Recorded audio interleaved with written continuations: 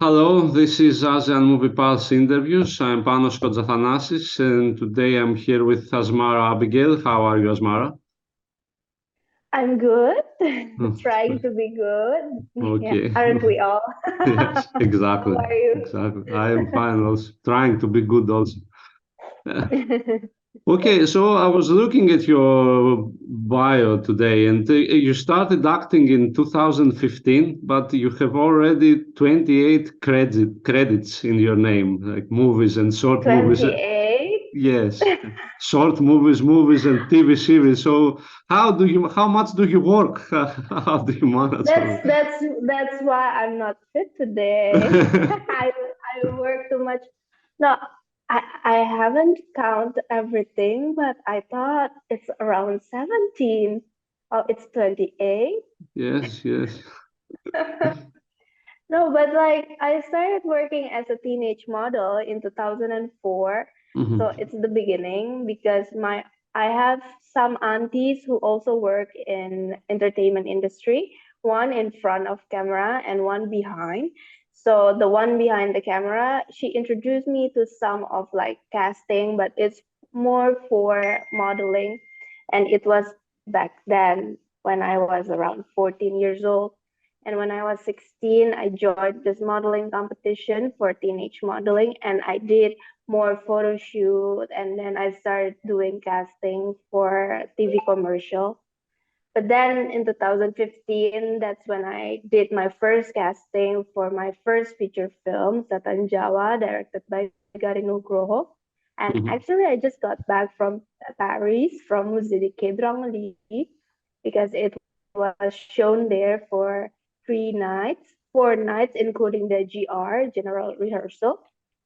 And the promotion was so great. They put the poster of Satan Jawa all over Paris next to Francois Ozon new film. So it's Mm. my face next to Isabelle Huppert. And I literally cried every time I passed the poster because Paris, I have a sentimental reason with Paris. Like I spent most of my college years also there. So to be back with a film, with an artwork from Indonesia, and with my face all over Paris, it's beyond my imagination. So thank you. Okay, okay. And, do you think that modeling and dancing has helped you in your acting? I think so. My background is modeling, and I did university until my master degree in fashion business. So it's more into marketing. I think it helped me a lot for for like photo shoot in magazine and for create. Like I studied how luxury product created their brand and to survive decades through decades. I mean, like just to remember, Coco Chanel, they exist since um, around 40s. So I mean, like around maybe like the beginning of that also. So I mean, like how a brand could go forward. So I think that's what I'm doing also with myself, like taking care of my work also as a brand and like also for like magazine photo shoot or like collaboration with brand. I try to deliver I in an aesthetic an artistic way that I also try to develop it with my team. So I think my university helped me a lot. But for sure, dancing background really helped me a lot for my acting career. Mhm, mhm. And so, do you think that self-promotion is really important nowadays, particularly in show business?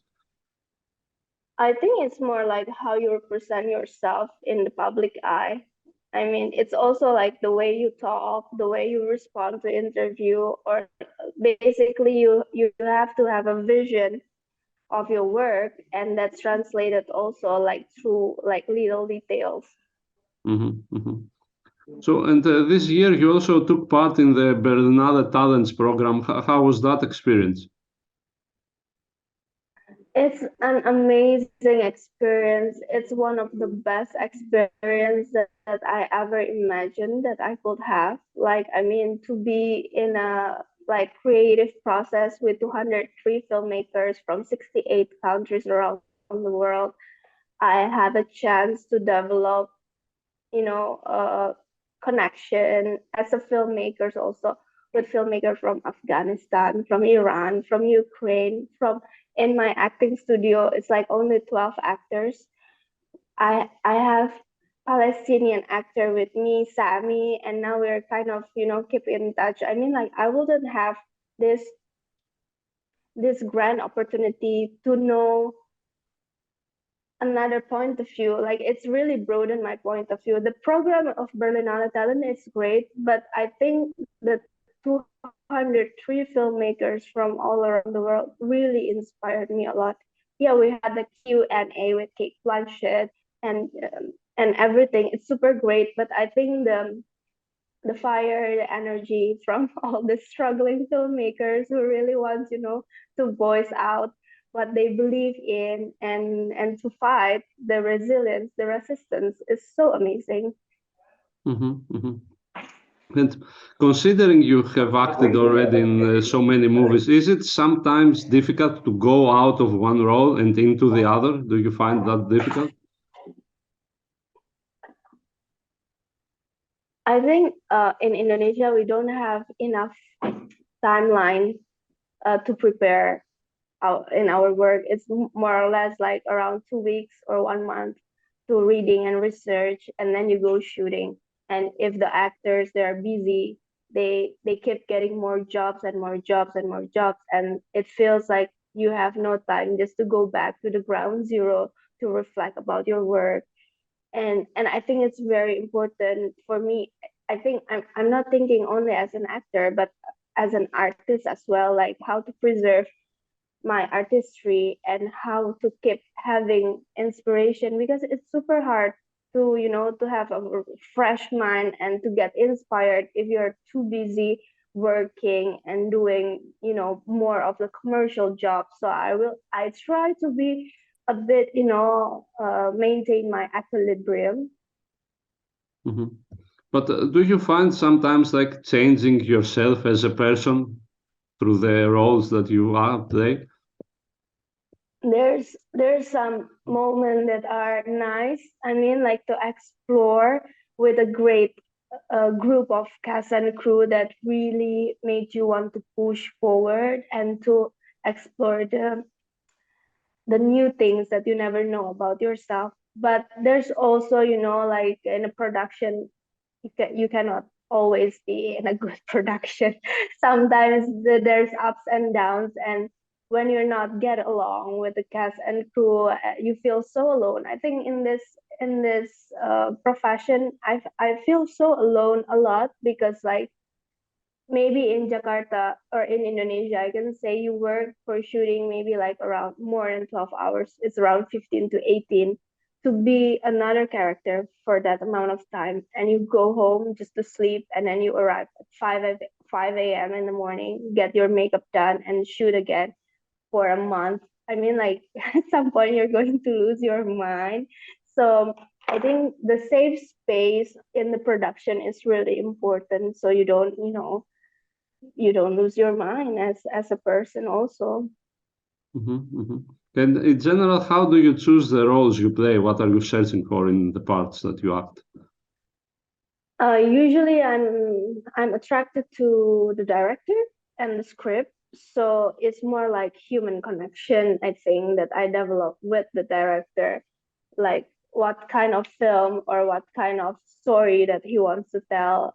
So I mean, if he can explain it and I'm connected with him or her in in a in a level that I really understand, and I want to get into the project and deliver the vision together, it will be lovely. But it's not always in the same case. Sometimes you also have to work for commercials. So I mean, like I think my management Avatar 88, it's really helping me a lot. I think, like I think it's super important also to have a very strong connection between the talents and the management. It's like you have a place or home you can go home to, and you can just, release everything. It's kind of therapeutic, I think. Okay, okay. And you have, apart from Indonesian productions, you have also been in Malaysian ones and Singapore. Are there differences between the way? Sorry.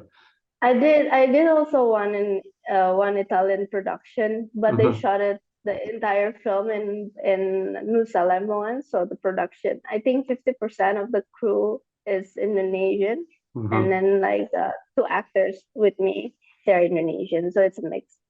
I mean, I love working with Ming Jin from the Malaysian production and Michael Kam from Singaporean production.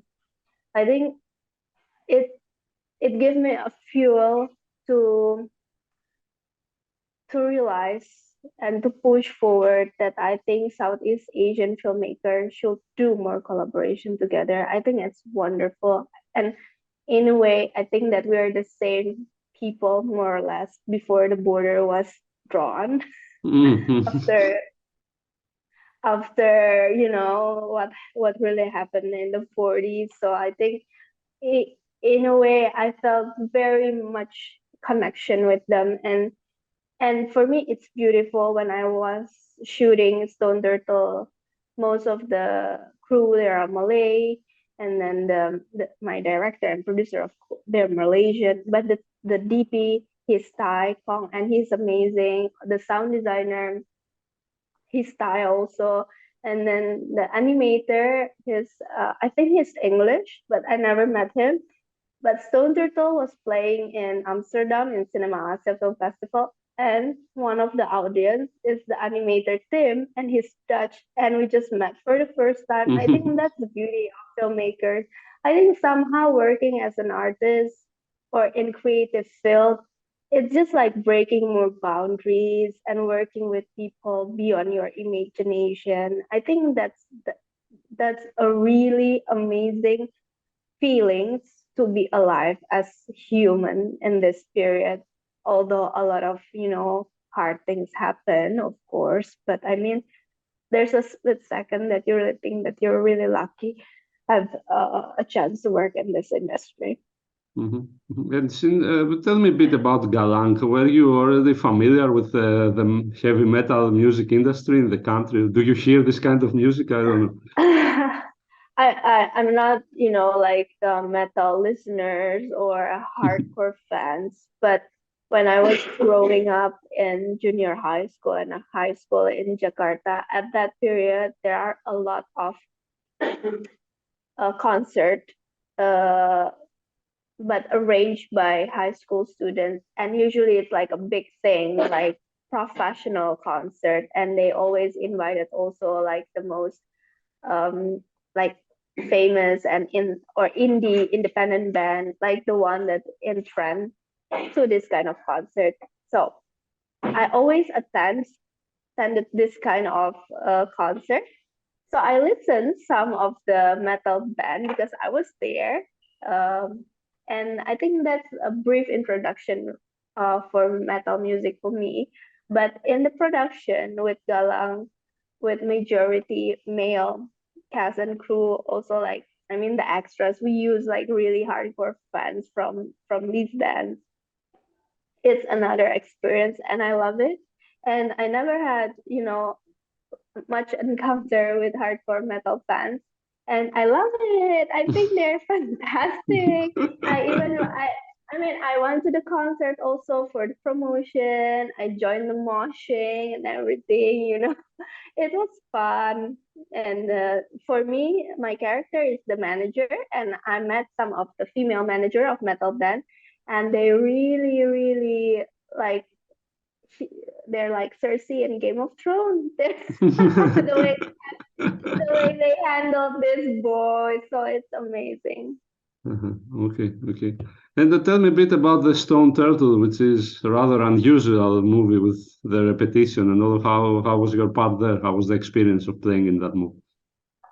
I saw the PDF, like uh, proposal from Ling Jin, the way he wants to do the treatment, and it intrigued me a lot because it's experimental for me. And then I didn't understand like until the minute I saw the film. Oh, this is the final version of it, because in the shooting, I think we shot more or less 2 weeks. We had fun. Like even though it's not an easy shoot, like it was super hot and on the island, and there was no shade at all because the island is kind of, when the tide is high, the island was gone. So like no trees, and you cannot put like a tent or something because it's going to fly. So everyone was just like getting sunburned. I still have, like skin issue after the shooting because it was super hot. But I really like working with Mingjin. And for me, the connection, like what I said before, connection between director and actors are fundamental, I think. And we didn't have time to process like the reading or the workshop because at that time it was COVID. The Malaysian border was closed, so Mingjin postponed the film shooting for 3 months, waiting for the border to reopen. And just to feel that someone really fighting for you, it's so nice because it's not happening a lot, I think. Like I mean, like the schedule crash, or the situation is not really easy. So sometimes they had to change the actors. But he waited for me, and I was doing 10 days quarantine in the hotel. Also, Kong, the DP. So after we finish our quarantine, it's like one day we did like a race. Also like I think just to get to know the location, but like the day after, like directly shooting. And so like I had no idea what he wants. But I mean, every morning Mingjin will pick us up, me, Bront, and Kong, in the hotel. We had usually breakfast together, and during that breakfast we did like short meetings of what are we going to do for today. And I think it's really nice. It feels like just a bunch of friends trying to make film together, like in a film school. So I think the lightness of this, or the softness of the production, really helped me a lot. And how are your collaboration with Bront Palarae? You have been in a number of movies with him. I think it's our fifth film together, but it's our first film sharing same scenes. Ah. So we never met before in the other films, but we did fifth together, like fifth films. This is our fifth film. Okay, okay. And how is your cooperation with Joko Anwar, who you have also played a number of his movies? I love Joko Anwar. I mean, like, I watched his films since I was in junior high school, and I did numerous casting for his production way before. I think it was when I was like around 15, 16, even 19. I did the casting for Modus Anomaly. It was in 2011. And in the end, to be able to really work with him for numerous titles, and I hope we will continue to collaborate in the future. I think he's one of the first person that believed in me and gave me the chance. And our connection or relationship is more than just colleague in the film industry. Sometimes, we go out together, we hang out, and we talk about films. And he has this beautiful like home cinema, and I can just watch anything in his cinema from Fellini, Hitchcock. So it's like a library for me. And I feel like I'm so lucky to have this, relationship with Joko. And in general, what is your opinion of the Indonesian movie industry at the moment? How is it being an actress in the Indonesian movie industry nowadays, let's say? Oh my God. It's so lovely. It's amazing. I mean, during the pandemic, we thrived. I mean, Uni won in Toronto.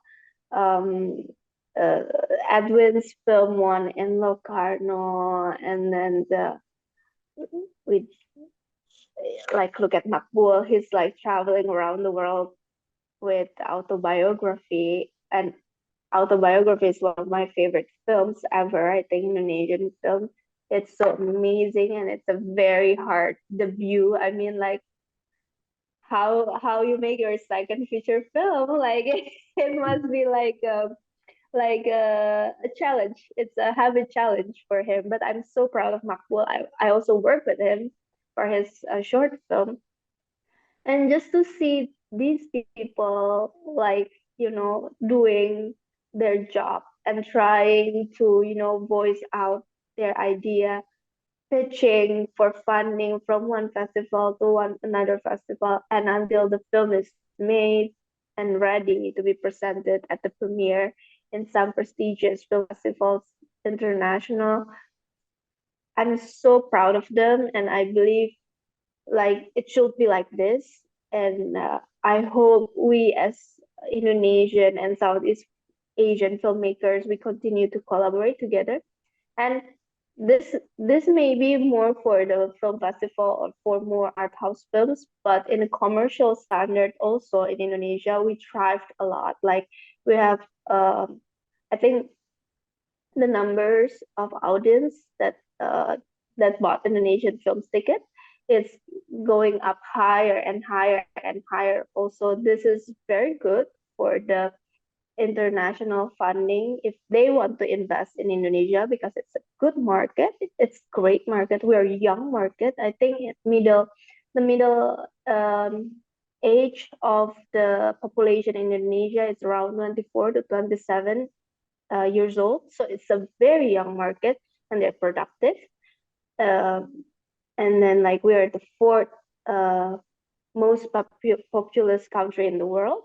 So I think the international film industry also, see that like, oh, we're the next market that, we can develop it together. But does it also make sense financially to be an actress in Indonesia right now, or do you have to act a lot to make a living? Yeah, yeah. I mean, uh, for me, I have to act a lot to make a living, but it's different from time to time. I mean, like if you have more of like brand like collaboration or working for brand, it does really help. Or like as a brand ambassador, I think when you have like a good reputation or you really do your jobs really well, I might be not a commercial actress, but I mean my portfolio is saying something else, or maybe I'm more into international film festival or more collaboration for art house film. I mean, I'm working more into niche projects and also trying to do more commercial job. But I cannot say I'm a commercial actress. But just try to do what I believe in and what I love. I think in a way it will somehow click. I hope. And I think just try to follow my heart. Yes, it is hard, but I mean, it's not that bad. Like, I mean, it's still okay. And the last question, I guess, any new projects? What are you working on next? Like 10 projects or something like that?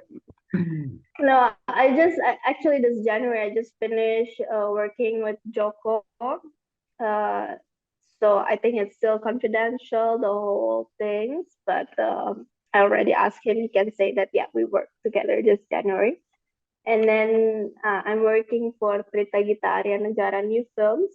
It's a commercial film. It's kind of like friendship, girls trip. So it's more light, I think. And I'm also trying to explore more of this side of the industry. So let's see. And I really want to take artist residency. I'm I'm searching for program for actors, and I really hope I can spend temporary months in Paris.